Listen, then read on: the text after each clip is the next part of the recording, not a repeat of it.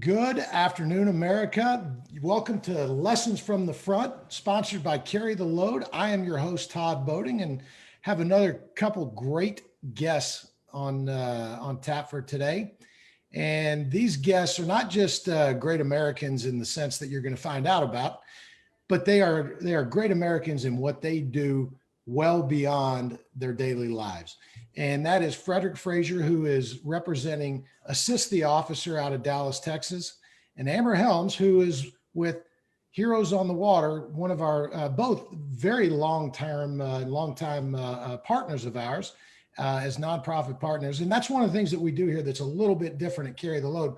We are actually very transparent in who our partners are, which is a little different from some of our cohorts out there who also do great work. They do great things, but we like to let everybody know these are our partners, get to know them. We utilize something called no wrong door, which means all of our partners end up coming through one door. Excuse me, all the people that are part of our network, they come through a door. If we help somebody that say they come to Frederick and Frederick talks to him and he says, you know what? The assistance you need is not what we provide, but let me get you over to Amber at Heroes on the Water. That's what we mean by no wrong door. And that's one of the great things about this organization on the whole and our partners and the way they help each other. So without further ado, let's just kind of get right to it. Frederick Frazier, always on the road. Frederick is in Austin on his way back from San Antonio. Frederick, are you at liberty to tell us what you're doing on the road right now? Well, I've had some family issues where my mom passed away in October, and so we've got a home in San Antonio that I'm still managing. So while I'm here in Austin, and I had a little bit of a break today from the Capitol madness, I ran down there to check on everything, and so that's been an ongoing deal. And it's family, and it's one of those things when we all get older that our parents do too, and they pass away, and we've got to take on those responsibilities for the family. So that's what I Very had. sorry to hear about your mother passing, my friend. Well, she was a true leader and a true patriot, and she left a lot of those skills with me, and so it's been an honor to take care of the things for her. So Tell us about her a little bit. You say she was a great leader. She was a great patriot. What yeah. is It's kind of where you start, and I was adopted into this military family, so uh, when your parents are not the parents that you were born with, and you have a military family that you're in, there's different expectance of what you're going to do every single day. That because that man that is your father that leaves every day in a uniform and that comes back home in a uniform, and it's funny that I carried on that kind of tradition, going that same route, leaving in a uniform, coming home in a uniform, and it's not necessarily mean you're going to have that uniform on all the time, but you still are wearing it even if you're not wearing it, and so that family is what molded me and molded the culture around me, and so when you're born into it, you don't know anything different, and she was always the first person to give me praise and always the first person to give me criticism, and that's what builds a good family. I Never met, believe we call that love. yeah, and it's sometimes it's tough love, and then that's just the way life goes. So we were taught to stand for the flag, pray at dinner, all those things that some of those values that we've lost a lot in this country. Say the Pledge of Allegiance and honor those that served, and so those values I will never forget, and they started at home, and when I say true patriot, that's who she was, and when even when the ball game was starting on TV, everyone had to be quiet, because the national anthem was coming on.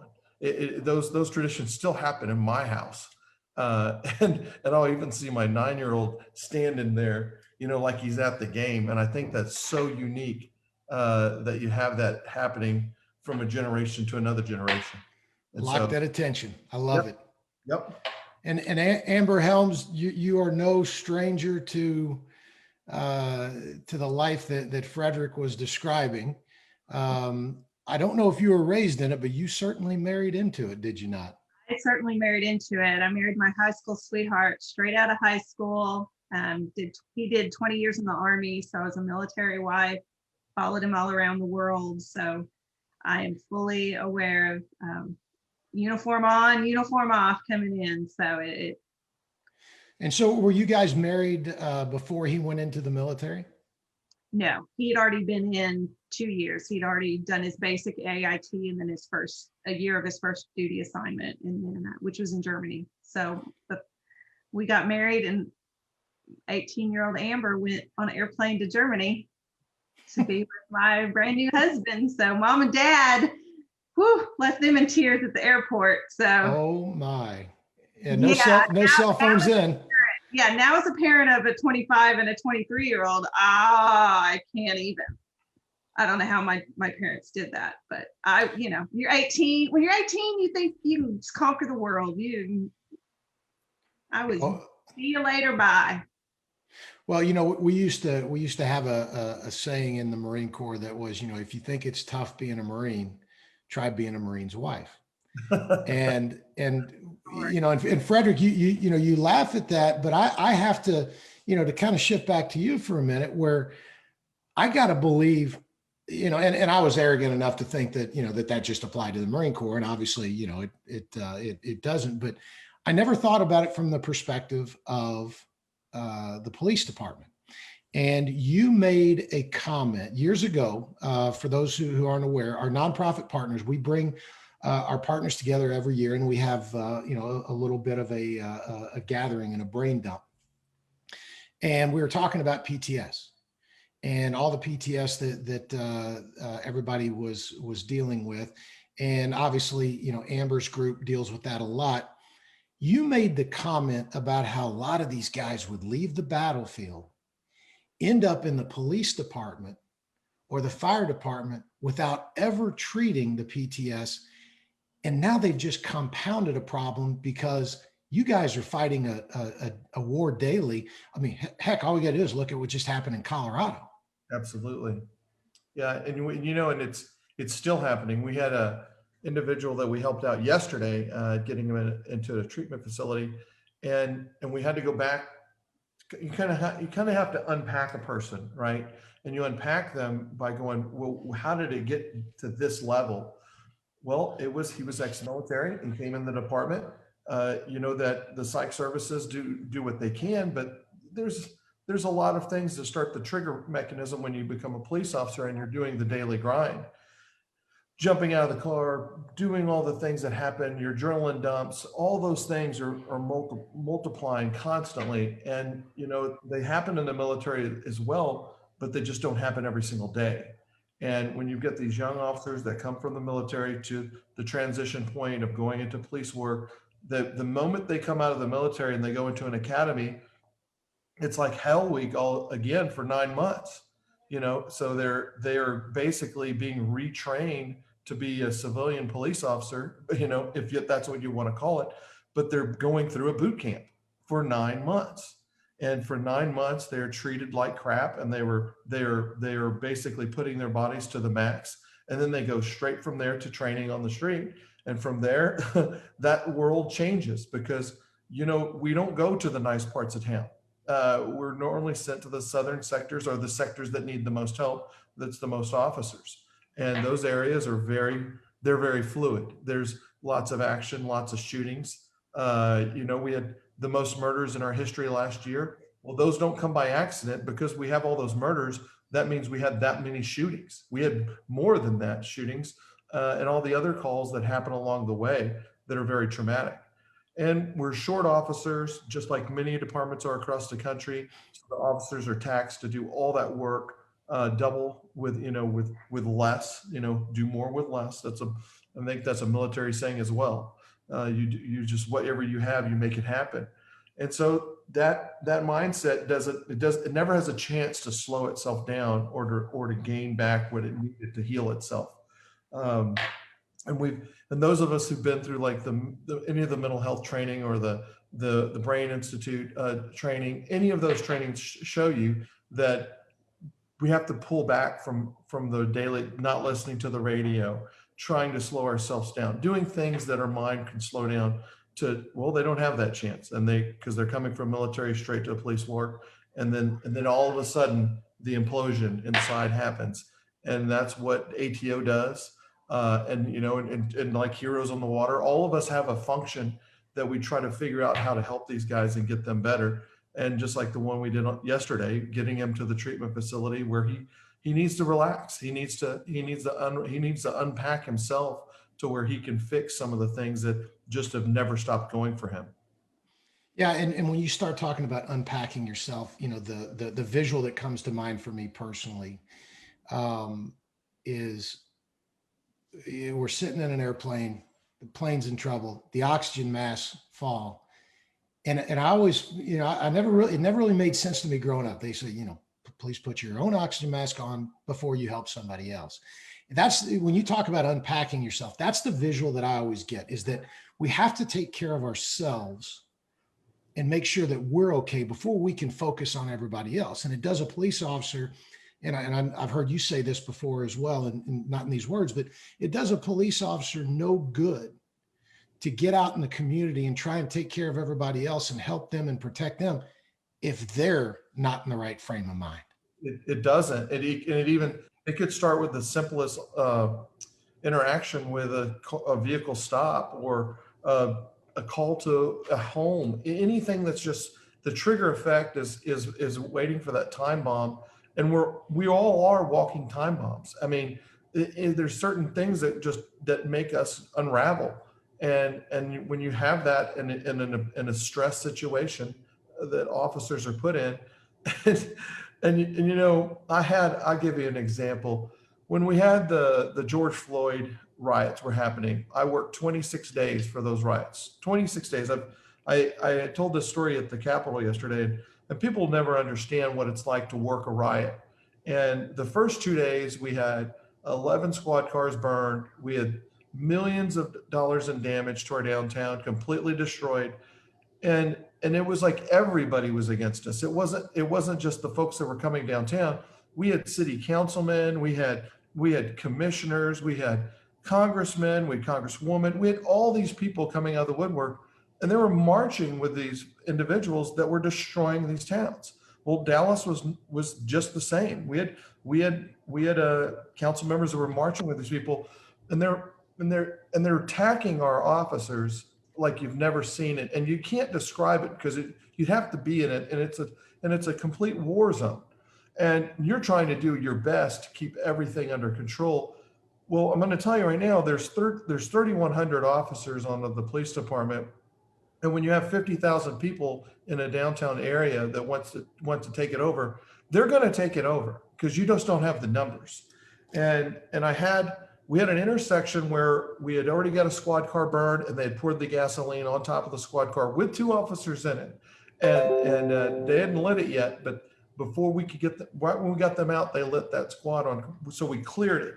We cleared that whole intersection, and I had to tell people that were down there for, maybe some of them were there for the right reason because they just wanted to voice their opinion, but they got caught up in it. And I said, you need to move because this intersection is very dangerous at the time. And they're like, you need a bullet in your head. And that's how people talk to us during those situations. And they start screaming at me that I need to be, a bullet to my head. I hope my kids get raped. I hope your family dies. That is a wartime situation. And when people don't understand that's what that is, then you can't communicate with those people. They've never been in something like that to say, that's what an officer had to deal with. And I'm watching these young rookie officers that are holding these lines. And, it doesn't matter if it's a female that's 5'5" and 105 pounds, and she's holding that shield and she's holding that helmet, and they're throwing everything at her, and she's still holding that line.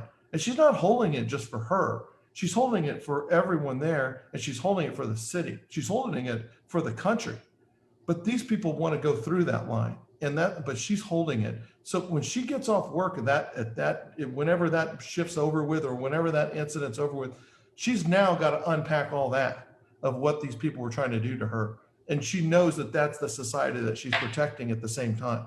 So it's a lot to take in. And it's one of life examples. Wow. And you're okay. So this is actually, Amber, this is a very good segue to you.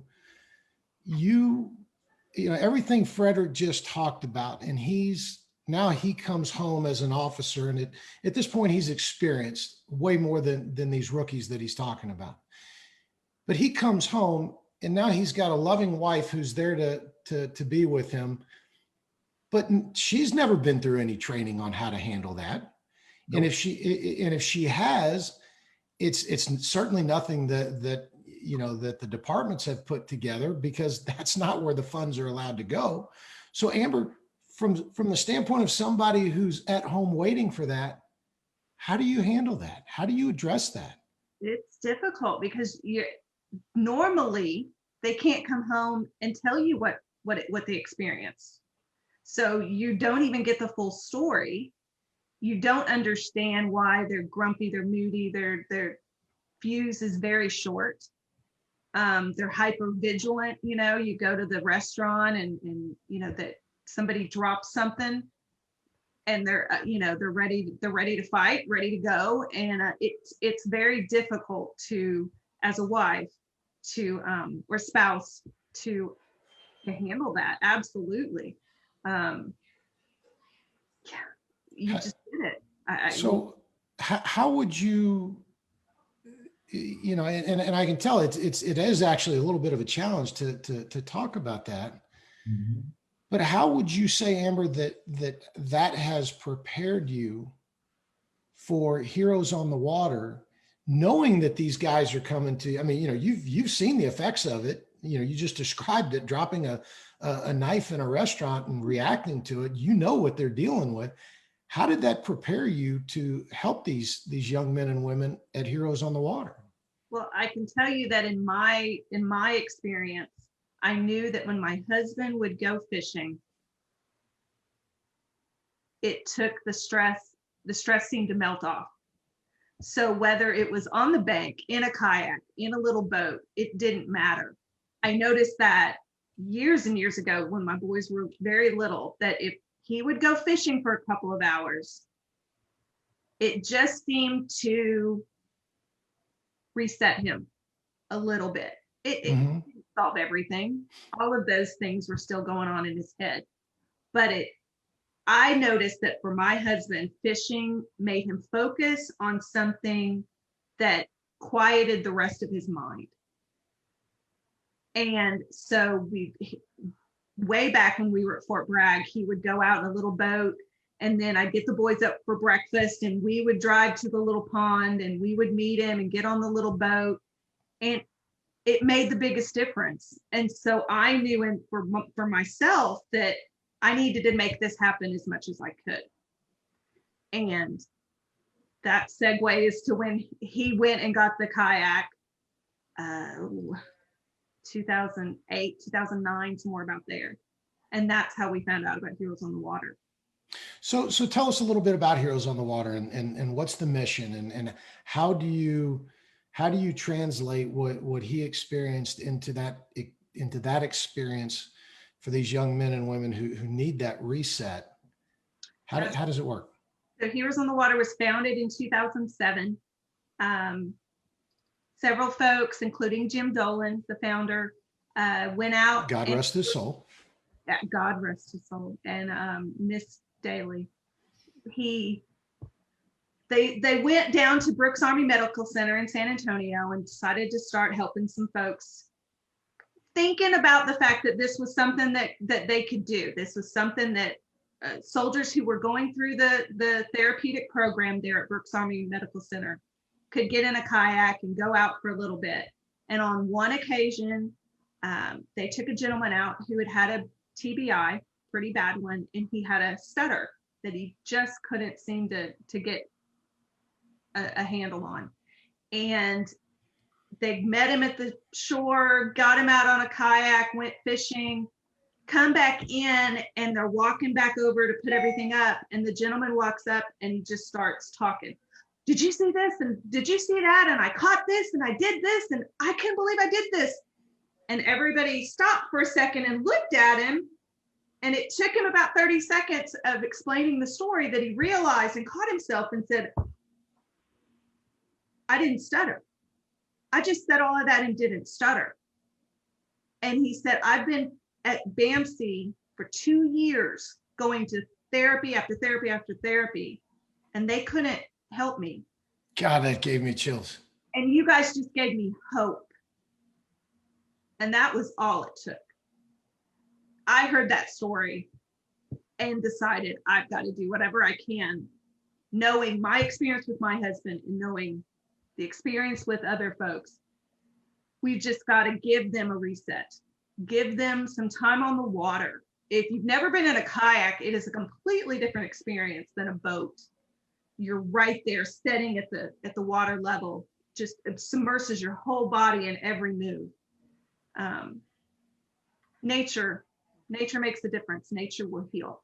I'll be darned. I'm telling you, that gave me chills, Amber, the stuttering and then all of a sudden the excitement. And so do you know, when was the last time anyone heard from that gentleman? I mean, it was Question. I'm not sure. You know what, Amber, if I'm going to challenge you, I would love to find that person and have them on the program and talk to them, because I think that's a great story to tell. Got it. Challenge accepted. So Frederick, you guys have seen at Assist the Officer, y'all been with us from the start. Yep. Y'all have, just as Heroes on the Water has, you've seen a lot of different ups and downs in our world and in our community, and the things that have been positive and the things that have been negative. And the one to me that really kind of stands out is that infamous day in Dallas in July. You know, I've got 2 stickers on the back of my truck. Mm-hmm. One is my daughter put an Aggie dad on there, so you know I couldn't take that off. But the other is the July 7th. Yep. And I'd like for you to tell us a little bit about that time, and really more important, what did you take away from that time? You know, so I've been on, going on my 26th year, and in 26 years I've buried 17 officers. So you kind of stack them up with where they, who they were, how close were you to them, and what they meant to you and what they meant to the profession. And you look back at that snapshot of all those officers, and you can remember their faces, you can remember their conversations, you can remember whether you were on a canoe trip with one of them, you can remember being in one's wedding, and you just can't forget that. But on July 7th, you have a different aspect of kind of like time stopped, and I was off. It was an evening deal. We had already worked the protests coming up to that, and we were off on that one. For whatever reason, that protest didn't make much of the radar on the intel information. And so when I was sitting at dinner, I saw a tweet come through, and I'm like, shooting in downtown Dallas. And I'm looking at it more and more, and I'm like, well, this is live. I made it downtown within 30 minutes from that dinner. And by the time I got there, I was pulling into Parkland, and one of the officers was pulling into Parkland, Gretchen, who had been shot 3 times. I think she took 5 total, but the couple of them were kind of like grazes that kept going.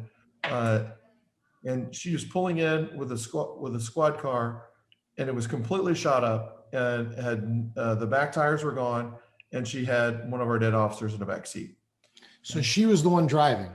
She was the one driving, and she was shot, and multiple times shot. And she drove that squad car from downtown to Parkland Hospital like that, and got him there. He was passed away at the time.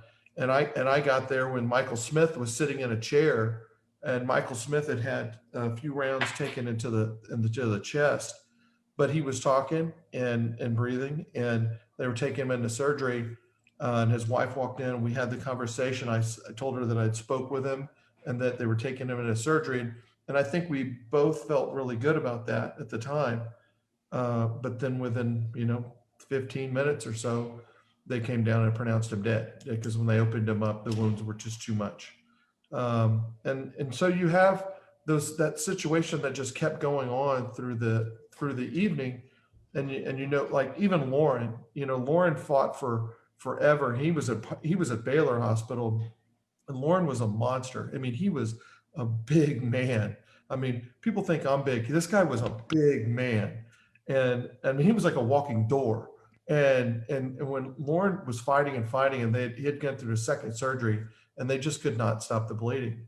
And when they brought him downstairs, I'll never forget this, because the lieutenant governor had flown in, and he had met me at Parkland, and I kind of gave him an assessment of what was happening and what we had. And the Chief Brown was right there, and this is right when Chief Brown said, "Blow him up," and that's when they had put the explosives with the robot and just lit him up, and it ended everything right then and there. But Lieutenant Governor wanted to know what was going on. What can I help with? And he did a great job of comforting some of those families. But what he did was better was the ones that were wounded. And because we had 11 officers that had gunshots and other items that a lot of them were scatter shots from the rounds that were coming down and grazes. But you still had a lot of, Misty, who had been her whole arm where she had been almost lost it. And so you had a lot of hurt, broken people. But we go over to Baylor, which is, that's not extremely far, but it's kind of out of the way. And they bring Lauren down, and they need to put him in the body bag. And the two nurses opened the door and said, "Can you guys come in and help? We can't get him in here. He's too big." And so myself and James Bristow, who's another officer that I've worked with for years, go in there and put Lauren in that body bag. And we both knew Lauren very well. And you can't unpack that, right? That's going to be with you for the rest of your life. And then we do we stand in attention and put him into the hearse, and you go on about your day, and you start all over again the next day back at work. And so that day will be one of those days in history that you just never can forget, because you had 5 officers killed, and they were killed, I mean, like instantly, because that gunman was so precise, and he was lucky. And the reason why he was lucky is because he had all these officers down there working a crowd control position, Protecting a crowd. a protest. They were protecting a protest for people that did not like the police, and they were protecting them, and they had taken over the streets, and they were being very, they were being very respectful. They weren't breaking anything, doing anything to the officers. But what that did was allow those officers to be in positions of vulnerability, and that let that gunman do whatever he wanted to do, because every corner he went to and everywhere he went down there was officers, and there was officers for him to kill. So you saw two aspects of society in especially that day in that sequence of events. One was the horrible act of an individual who obviously was not in his right mind, and in some ways may have echoed what some other people were willing to say and maybe even think. But then you saw the other side of it, and the community. I don't know that I've ever seen the community come to the support of the police department the way they did that day. They did. They came to and we had it. When we went in, I always kind of gauge how our session's going to go. When I say our session, our governmental session that we have every 2 years is going to go however the society. And by the way, Frederick is involved in the government. So for those of you who hadn't figured that out.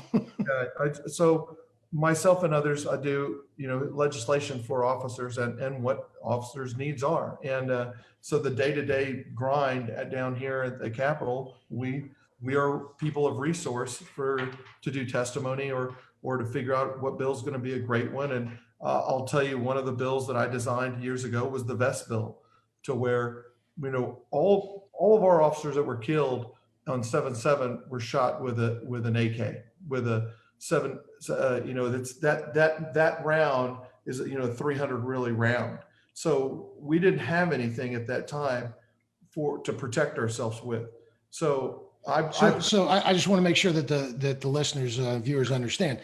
The AK-47 fires a certain size bullet that at the time the vests you guys had would not stand up to that. Is that correct? That's correct. And thank you for helping me get that out.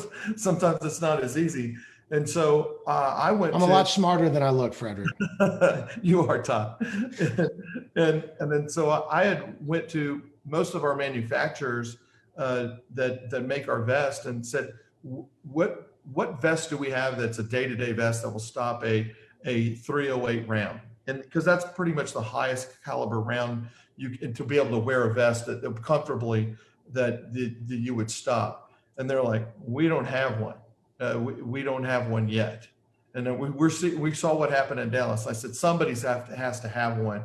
Well, there's a little company out in Utah, and they were called Angel Armor.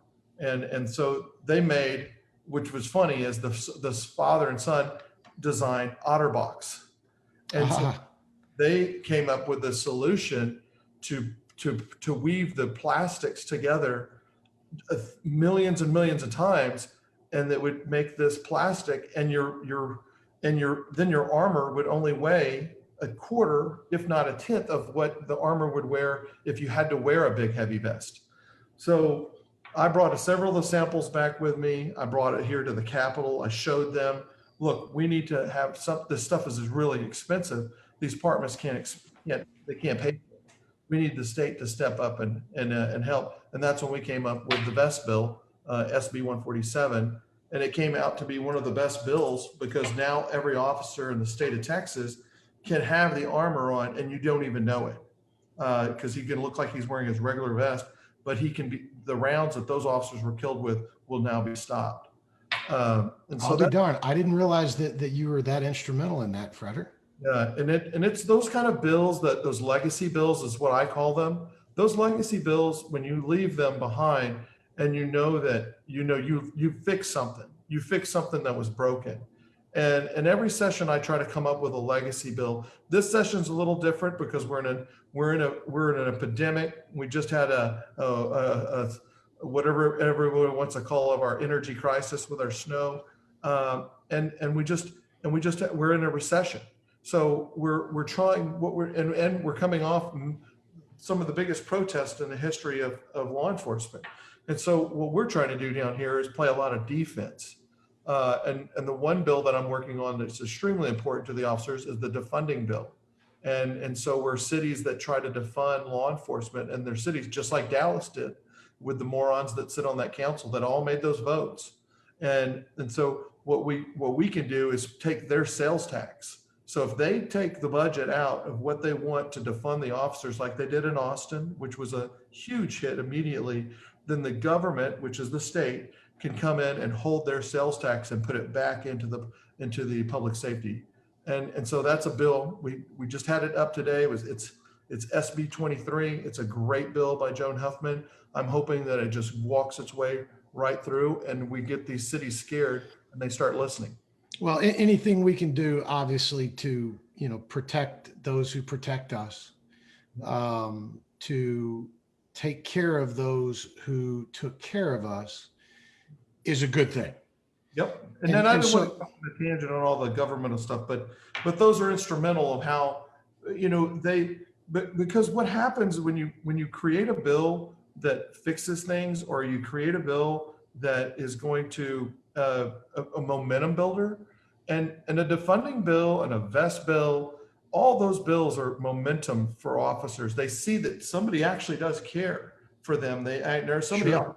And so that's why I look so much into those type of bills, because they're ready to go, and they just need a vehicle. And sometimes the vehicle just has to be a person like myself, and then a legislator that's going to carry it, because the legislators never set foot in a squad car. The legislators never worked a protest. Most of the time, there are some very few They have not seen this side of, they have not been in the military. They've never been a military wife. They don't understand that life. They understand how they got elected. They went to school, they worked a job, they got elected, and they've stayed legislators for a very long time. They have to have somebody come in and show them what is actually the functionality and the practicality of how these things work and why they need to be successful. Well, you may have heard I had a visitor come to the door. I apologize to everybody for that. And I think it's great, Frederick, that you guys are doing these things that help, that are more defending against what could happen. Yes. And so, Amber, I'd love to hear a little bit about you, or about Heroes on the Water. Are you guys doing anything? Is there anything on the horizon? Pardon the water pun there. Is there anything on the horizon that you guys are doing that you'd like to share with the audience? Well, for right now, we are getting back on the water. 2020 was a little bit of a hiccup for everybody, but it really put a challenge on our volunteers and our chapters, because gatherings were not allowed across most of the United States. So a lot of our volunteers had to pivot and go to some other type of way to reach out to the participants, reach out to the Heroes on the Water folks. So we had some virtual training, we had different things that the chapters were doing. But right now, other than a few chapters who are still under some mandates, we're just excited to get the season started and get back out on the water. Social distancing, masks, whatever the local policies are still being held, but we're just excited to get back at it. Oh, I'm so glad to hear that. And we've got, obviously we all had those challenges. I went and got my shot today, just so don't worry about coming around me. I'll be okay. One of the things though that I would be very interested to hear, Amber, is you talked about that one experience that you had, or that you were told about, that hooked you. How has being involved in Heroes on the Water, how has that impacted you personally? You did this from a very supportive role as the wife of a soldier. Now you are on the, we'll call it front lines, dealing with the aftermath. Is there any particular story or event that sticks out to you that you feel has really kind of sculpted you into more of who you are today? Absolutely. So a little bit of a backstory. So my husband was military, 20 years, 2008, we retired and we moved up here to Tulsa to be near family. He started fishing, started kayak fishing, and found out about Heroes on the Water, and went down to Dallas to one of the DFW chapter to witness an event. And then him and Casey, one of our other friends, the three of us started the Northeast Oklahoma chapter up here out of Tulsa, and that was in 2012, 13. We're not fact checking, you'll be fine. Wow. Well, it seems like a little bit of yesterday, but it really so not. So I started helping that way as a volunteer. Just wanted to see what I could do to help other folks get what I knew my husband Rusty was getting out of these kayak experiences. Then a job opened up as an area coordinator to provide chapter support. In 2016, I started that, and that's where I've been since then. One of the stories that it's always hurts my heart when I hear it, but I will tell it. We had a gentleman who came to one of our events. This was about a couple of years ago. He brought his son, who was probably 8 or 9, preteen. Comes up to the table. We have registration. He shows up with his son. Of course, 8 o'clock in the morning or 7:30 in the morning on Saturday is the last place an 8 or 9-year-old boy wants to be. So his head is down, his shoulders are down. We're trying to talk to him. you know, do you want to get a drink? Do you want to get a snack? What can I do? And it's just grunting, you know, we just get the grunt, grunt, grunt. And the dad is trying his best to, you know, get everything. They go get their gear. They go and get on a tandem kayak. So it's a kayak that there's 2 seats. So the boys in the front and the dad's in the back. We go out and we always have a volunteer kind of hang around where it's within reason. So if they holler and they need help of any kind, somebody's within a close enough distance to help them. Boy and his dad went out for a couple of hours. I am the chapter photographer, kind of amateur. And so I'm always on the shore when we get folks to come back in. And so, you know, when dad and boy goes out, boy is not happy, not smiling, frowning. And if they come around the corner, I can hear the boy alone. I can hear him just, I caught a fish and blah, blah. I mean, he is just loud as can be, just chatting with the guide who's paddling next to him as they're coming back to shore. The shows up, the smile on his face was ear to ear. He gets out of the kayak and he's just so excited. Completely different kid than he was 2 hours before. Like, do you need something to drink? Do you need a snack? Because I'm a mom, you know, I'm going to mom. Yeah. So I grab him and we, you know, okay, well, let me go show you what we got left. And we head up the hill and we get him all kinds of snacks out. You know, boys eat all the time.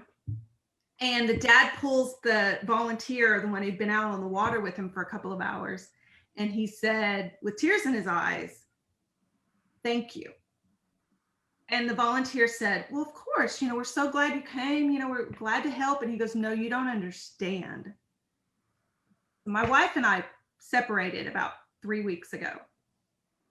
And I've moved out and I'm now living somewhere else. And I tried to connect with my son. I've tried to talk to him about these experiences and what's going on in the world, what's going on in our life now." And he said, "I couldn't connect with them without a TV or a phone or an iPad distraction. But I was able during this time on the kayak where there's no distractions to be able to talk to him about what this now meant. What it was awesome. Now that mom and dad are separated, what this was going to mean." And he was able to ask questions. You know, you get a kid distracted and doing something, they start talking, they start asking questions. And it was a life-changing moment for this dad and this son. And I didn't find out until much later in the afternoon that had even happened, because I'm up there feeding the boy. That's what we try to do. We try to connect the families again in the outdoors, veterans, first responders, and their family members. Yeah. And, you know, sometimes we think in terms of, you know, we're just trying to get them to connect with their own feelings. But then we have scenarios like you just described, where they have difficulty connecting with their own family. And that's the real tragedy. That is the real tragedy. And I know that, you know, I've talked with Frederick about this before. I know they have these challenges in the police department all the time. And so, you know, and again, this is why we had both of y'all on here, because we like to show everybody how our organizations can and do fit together. Amber, thanks for sharing that. That was awesome. That was awesome. And I'd like to thank you both for taking the time. Frederick, old dear friend now, I'm glad to see you, whether it's on camera or in person. Amber, I feel like I've known you for a long, long time already. Thank y'all very much for being a part of Carry the Load. We're humbled that y'all would take the time to come on here. We're humbled that y'all continue to be the partners that you are, and the ambassadors and the advocates for our mission that you are. Thank you very much. No, thank you for having us. Amber, it was awesome to be on here with you. That was a great story. And I know that you can tell with the passion that you have, and it's all of us that do the same thing. You know, whether we're doing something Heroes in the Water or we're doing something at ATO, it's the same mission. It's really, and Carry the Load has brought us all together to fix that. And I think the world of the organization, the people that run it. I know Debbie Wright's probably watching this, and everyone that's there with Steve and Holly, all the folks that have been part of this. they've made me better and a lot of people around them better. Well, and I appreciate all those kind words. And, I think to echo something that Amber said, all of these organizations are about giving people hope. I mean, there's so much negativity out there, but there's so much reason to have hope. And you guys do a wonderful job of spreading that hope. So again, thank you very much. And for everybody else out there, thank you for being a part of this. We are honored that you would let us come into your homes. And remember, always, always, always have a good answer to this question. Who are you carrying?